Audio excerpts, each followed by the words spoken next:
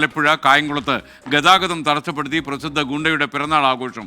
കാപ്പ കേസിലെ പ്രതി വിഠോബ ഫൈസലിൻ്റെ പിറന്നാൾ ആഘോഷമാണ് നടുറോഡിൽ നടന്നത്.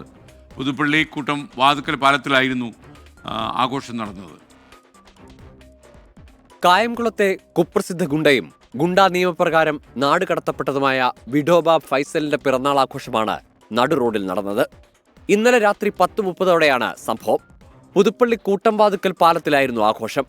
ഫൈസലിനെ കൂടാതെ കായംകുളത്ത് യുവാവിനെ കാർ കയറ്റി കൊലപ്പെടുത്തിയ കേസിലെ പ്രതിയും കുപ്രസിദ്ധ ഗുണ്ടയുമായ അജ്മൽ, കാപ്പ കേസ് പ്രതി ആഷിഖ്, സഹോദരൻ ആദിൽ, മുനീറിന്റെ സഹോദരൻ മുജീബ്, ഗോപൻ, ഉണ്ണിരാജ്, ആദിൽ നസീർ, പ്രവീൺ, അനന്തകൃഷ്ണൻ എന്നിവരാണ് പോലീസിന്റെ പിടിയിലായത്.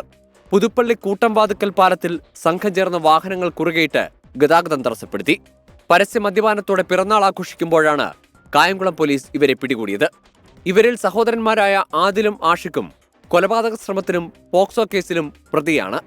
മുനീറും പ്രവീണും മയക്കുമരുന്ന് കേസുകളിൽ പ്രതികൾ. കായംകുളം ഡിവൈഎസ്പി ബാബുക്കുട്ടന്റെ നേതൃത്വത്തിലുള്ള സംഘമാണ് പ്രതികളെ അറസ്റ്റ് ചെയ്തത്.